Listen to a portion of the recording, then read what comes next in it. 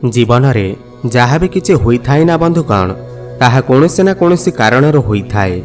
हुए तो से आपण को किसी बनईकी जाइथाए किंवा से आपण को किसी शिखैकी जाइथाए। नमस्कार बंधुगण, आपण मानकु मोर एही चैनल को स्वागत। आज रही कार्यक्रम कुंभ राशि पाई बहुत गुरुत्वपूर्ण अछि। आज आमे जानिबा कुंभ राशि 2024 जून मासटी किपरि रहिब। कुंभ राशिर मासिक राशिफल उपरे आलोचना करिबा। कुंभ राशि व्यक्तिविशेषकर जून मासटी किपरि रहिब संपूर्ण भावरे आमे सही विषय रे आलोचना करिबा। सेमानकर स्वास्थ्य, शिक्षा, प्रेम संपर्क, वैवाहिक जीवन, भाग्य, क्यारियर एवं व्यापार वाणिज्य उपरे विस्तार भावरे आलोचना करिबा। नवग्रहकर स्थिति मत देखिबा। नवग्रह कि प्रकार फल देबारे सक्षम हेबे। शेषरे अशुभत्व प्रदान करुथिबा ग्रह मानक पाई किछि विशेष प्रतिकार मत जानिबा। सेथिपाई भिडियोटी को शेष पर्यंत देखंतु। चलंतु आरंभ करिबा एही कार्यक्रम जाहाकि जन्म राशि चंद्र राशि उपर आधारित। जून मास आरंभ रे कुंभ राशि रे नवग्रहकर स्थिति विषय रे सर्वप्रथमे जानिबा। एहा पूर्वरु जदि आपणकर कुंभ राशि होइथाए एवं आपण भी ईश्वर को सच्चा हृदय भक्ति करती विश्वास करती तेबे एही भिडियोटी को लाइक करी कमेंट बॉक्स रे जय माँ लक्ष्मी जय जगन्नाथ अवश्य लिखि दियंतु। तो सर्वप्रथम जानिबा एही जून मासरे कुंभ राशि रे नवग्रहकर स्थिति किपरि रहिब। जेबे जून मास आरंभ हेब तो कुंभ राशि रे नवग्रहकर स्थिति किछि एही प्रकार रहिब जेमिति आपण स्क्रीन में देखुछंती। बंधुगण, राशि चक्रर 11तम राशि हेउछि कुंभ राशि एवं आपणकर राशिर अधिपति हेउछंती शनिदेव एवं शनि आपणकर प्रथम भावरे विराजमान अछंती। आपणकर द्वितीय भावरे राहुदेव विराजमान अछंती। आपणकर तृतीय भावरे विराजमान अछंती मंगलदेव एवं आपणकर चतुर्थ भावरे चारोटी ग्रह विराजमान अछंती सूर्य, गुरु, बुध एवं शुक्र। आपणकर अष्टम भावरे विराजमान अछंती केतुदेव। ध्यान देई शुणंतु। सर्वप्रथमे जानिबा आपणकर स्वास्थ्य किपरि रहिब एही जून मास 2024 रे। अभाव होइथाए आपणकर स्थिति। एठारे शनिकर स्थिति बहुत भल अछि काहेकि शनिदेव निज घरे विराजमान अछंती। कौनसी भी ग्रह निज घर को केबे भी खराब करि न थाए बरम मजबूत बनै थाए। शनिदेव एठारे आपणकर स्वास्थ्य को मजबूत बनौछंती। कौनसी भी पाप ग्रहकर प्रभाव शनि को ऊपर नाही। एहार माने हेउछि एही मासरे आपणकर स्वास्थ्य बहुत भल रहिब। पंचम भावर अधिपति मध्य आपणकर केंद्र रे अछंती एवं अष्टम भावर अधिपति मध्य आपणकर केंद्र रे विराजमान अछंती। तो स्वास्थ्य को नहीं कौनसी भी चिंता नहीं, कौनसी भी समस्या नहीं। पूर्वर जदि कौनसी स्वास्थ्य समस्या थिला तेबे ताहा एही मासरे दूर होई जिवो। मोटामोटी देखिबाकू गले एही मासरे आपणकर स्वास्थ्य बहुत भल रहिब। चिंता करिबार कौनसी आवश्यकता नहीं। एबे जानिबा आपणकर शिक्षा क्षेत्र किपरि रहिब एही जून मास 2024 रे। बंधुगण, पंचम भाव होइथाए आपणकर शिक्षा क्षेत्र भाव।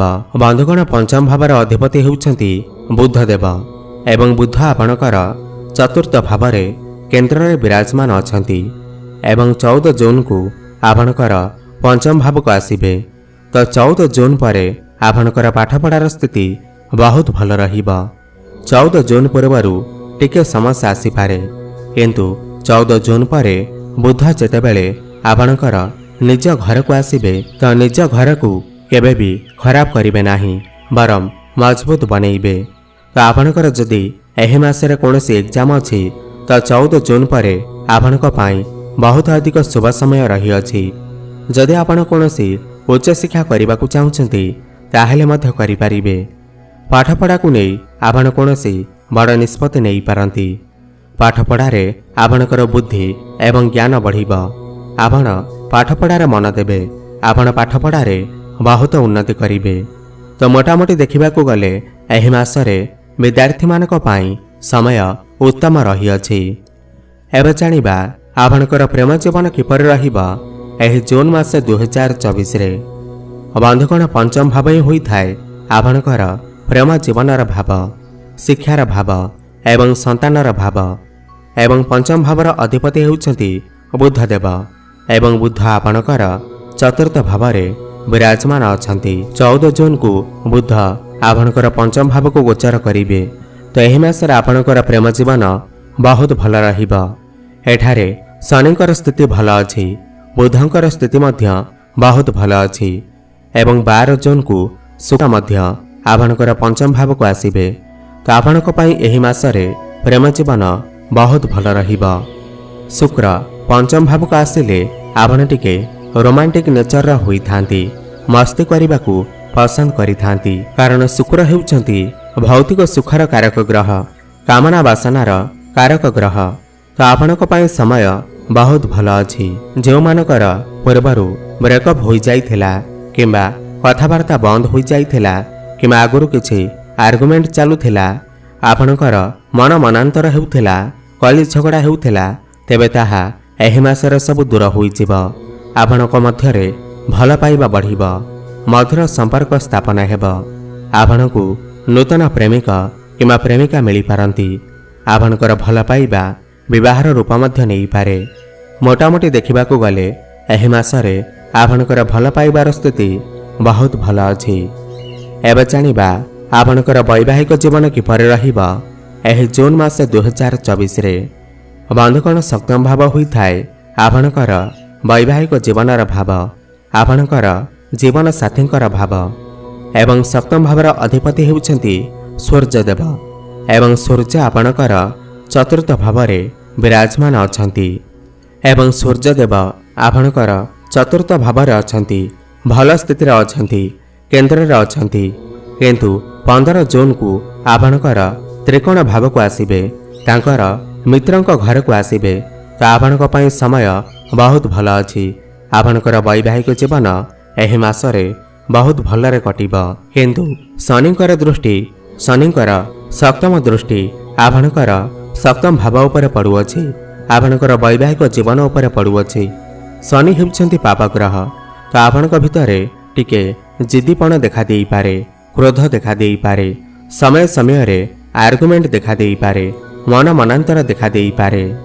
एमिति छोट मोट समस्या देखा देई पारे, कोनोसी भी बड़ समस्या देखा जेबार नाही। काहेकि ना सप्तम भावर अधिपति सूर्यंकर स्थिति बहुत भल अछि। जेते समस्या आसिले मध्य ताहा दूर हेब। आपणकर द्वितीय भावरे राहु मध्य अछंती। आपण आपणकर बाणी उपरे नियंत्रण रक्षा करंतु। आपण कोनोसी अपशब्द कहंतु नाही, जाहाकि अन्यक मनरे कष्ट देई पारे। मोटामोटी देखिबाकू गले एही मासरे 80% आपणकर वैवाहिक जीवन भल अछि।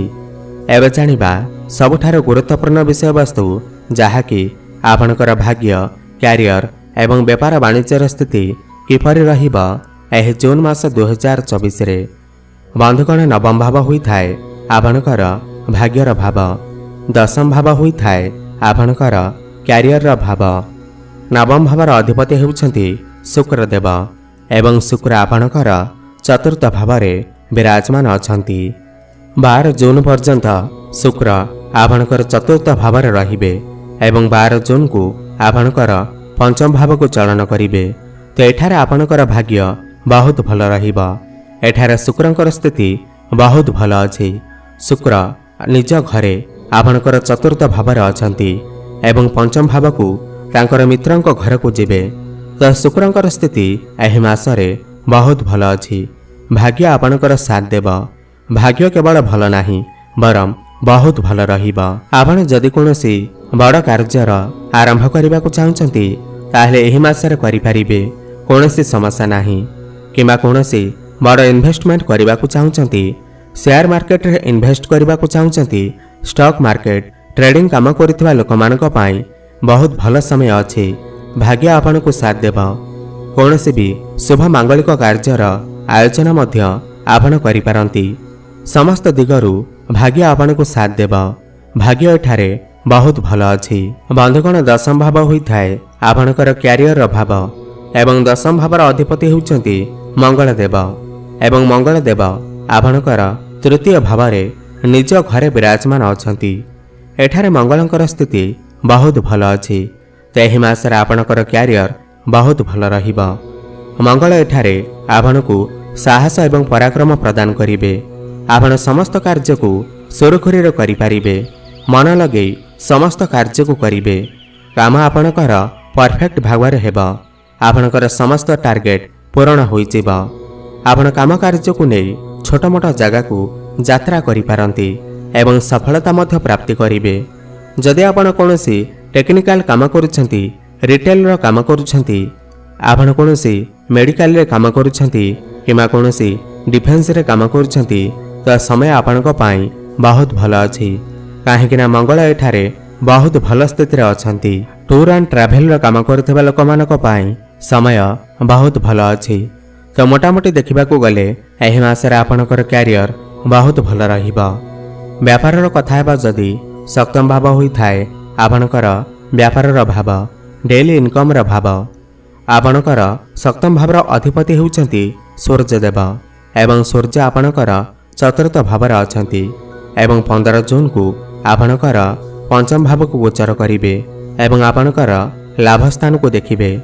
ତ ଏଠାରେ 15 ଜୁନ ପରେ ଆପଣଙ୍କର ବ୍ୟାପାର ବହୁତ ଭଲ ରହିବ।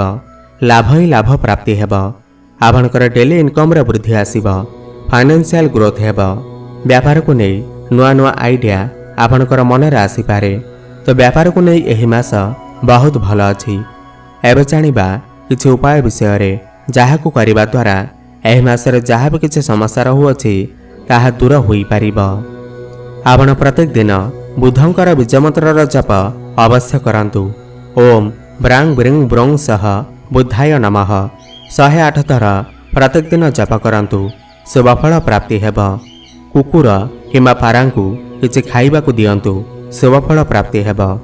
ଏବଂ ପ୍ରତ୍ୟେକ ଦିନ ହନୁମାନ ଚାଳିଶାର ପାଠ କରନ୍ତୁ।